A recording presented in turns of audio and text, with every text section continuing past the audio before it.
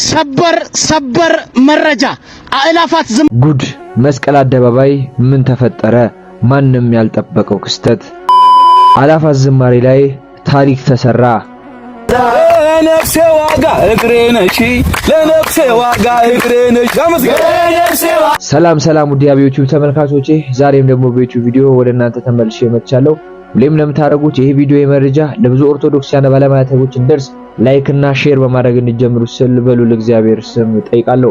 እንኳን ለጌታችን ለመድኃኒታችን ለኢየሱስ ክርስቶስ የልደት በዓል በሰላም አደረሰን። ወቅታዊና አዲስ መረጃ ሀገራችን ኢትዮጵያን ተዋሕዶ ሃይማኖታችን በተመለከተ ዛሬም ወቅታዊና አዲስ መረጃዎችን ወደ እናንተ እናደርስ ዝግጅታችንን ጨርሰን መተናል። እስከመጨረሻው ድረስ ላይክ ሰብስክራይብ ያደረጋችሁ እስከመጨረሻው ድረስ እንድትከታተሉን ከወዲሁ ጋበዝናችሁ። ኦርቶዶክሳውያን ባለማተቦች ዛሬ የጌታችን የኢየሱስ ክርስቶስ ልደት ቢሆንም ነጭ በነጭ ልብሳችንን ለብሰን ብንታይም ነገር ግን ውስጣችን ዛሬም ጥቁር ነው። ስለ ቅድስት ቤተክርስቲያን አጥንታቸውን የከሰከሱ ደማቸውን ያፈሰሱ እነዛ የአርሲ ባለማተቦችን አንረሳቸውም፣ አንዘነጋቸውም። እነዛ በዝቋላ ተራራ ላይ አባቶቻችን በግፍ የታረዱ መናኛኖችን አንረሳቸውም፣ አንዘነጋቸውም። ሻሸመኔ ላይ የቅዱስ ሚካኤልን ቤተክርስቲያን ለማስጠበቅ ብለው ደረታቸውን ለጥይት አሳልፈው የሰጡትን የሻሸመኔ ሰማዕታት አንረሳቸውም።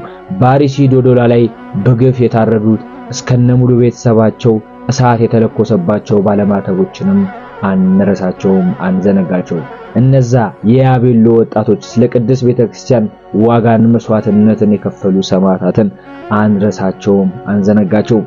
በሰሜን በደቡብ በምስራቅ በምዕራብ ላይ ስለ ቅድስት ቤተክርስቲያን አጥንታችሁን የከሰከሳችሁ ደማችሁን ያፈሰሳችሁ ኦርቶዶክሳውያን ባለማተቦች አንረሳችሁም፣ አንዘነጋችሁም። ስማችሁም በወርቅ መዝገብ ላይ ተጽፎ ለዘላለም ይኖራል። እንኳን ለጌታችን ለመድኃኒታችን ለኢየሱስ ክርስቶስ የልደት በዓል በድጋሚ በሰላም አደረሳችሁ ለማለት ፈልጋለሁ።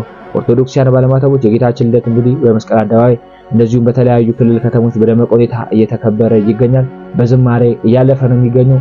እነሱን ተመልከቱ። እንዲህ ስንል ለጃንደረባው ሚዲያ ጥያቄያችንን አቅርበን ነበር። የሻሸመኔ ሰማዕታትን፣ የአርሲ ባለማተቦች ሰማዕታትን፣ የያቤሎ ኦርቶዶክሳውያን ባለማተቦችን እንዲሁም ደግሞ የሁለት የቅዱስ ዮሐንስ ልጆችን በአእላፋት ዝማሬ ላይ ቢያንስ እንኳን በአንድ መዝሙር እናስባቸው ስንል ጥያቄያችንን አቅርበን ነበር።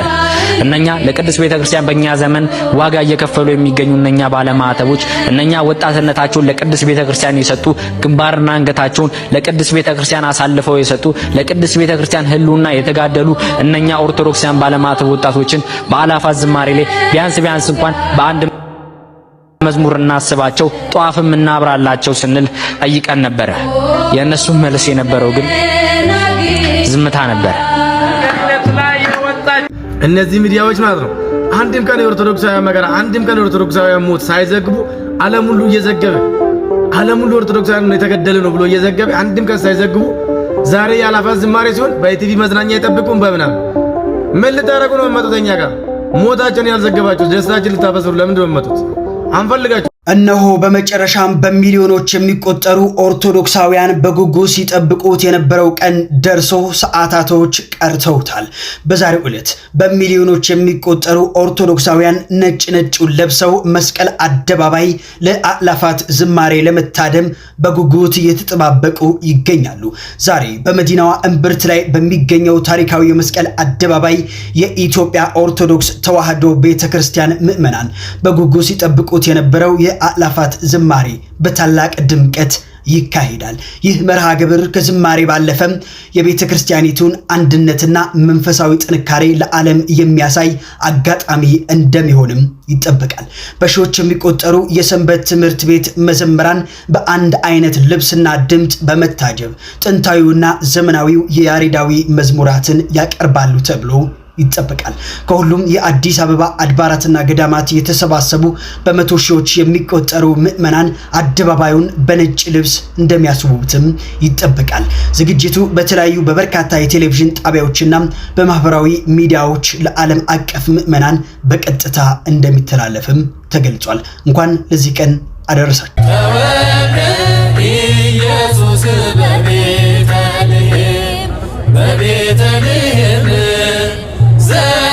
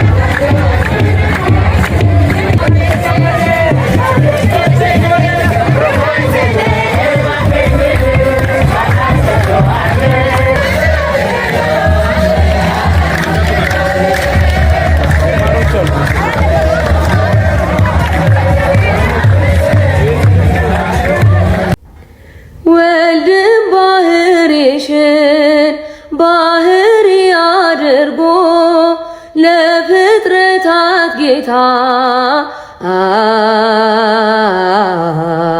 መዓዛሽ ተስማምቶት ካንቺ ወለድ ዘንድ ፍጹም ሊላላክሽ በጥቂት አደገ ተልኮና ታዞሽ ወደ አንቺ የመጣው በብሩ ደመና ከሦስቱ አካል አንዱ ክርስቶስ ነውና የጠፋ በግ አዳም ታደሰ በጌታ ባንቺ ተፈጸመ የሰው ልጆች ደስታ። የዛሬ 3 ዓመት ነበር አይደለ ሐዋርያ ዘላለም የተባለ ግለሰብ መስቀል አደባባይን እንወርሳታለን ያለው። አሁን እያየነው ያለው ነገር አሁን የሆነው ነገር ይህ ነው። ነገር ግን አንድ ነገር እየመረራችሁም ቢሆን ዋጡት። መስቀል አደባባይ የባለ መስቀሎች ነው። በመስቀል አደባባይ ጉዳይ ከቅዱስ ሲኖዶስና ከጠቅላይ ቤተ ክህነት አጣሪ ኮሚቴ ተብላችሁ የተመደባችሁ አባቶች ግን እግዚአብሔር አምላክ ይላችሁ፣ መድኃኔዓለም አምላክ ይላችሁ። የጊዜ ጉዳይ ነው፣ ሁሉም ያልፋል አንድ ቀን። ነገር ግን መድኃኔዓለም የእናንተን ጉዳይ እሱ ይመልከተው። እኛ የቤተ ክርስቲያን ልጆች ግን እቺን ትንሿን ዋጋ ከፍለን ነበር የዛሬ 3 ዓመት። ይህ ቪዲዮ ለታሪክ ይቀመጥልኝ ዘንድ ሁላችሁም 50 ጊዜ ሼር፣ ኮፒ ሊንክ አድርጉት።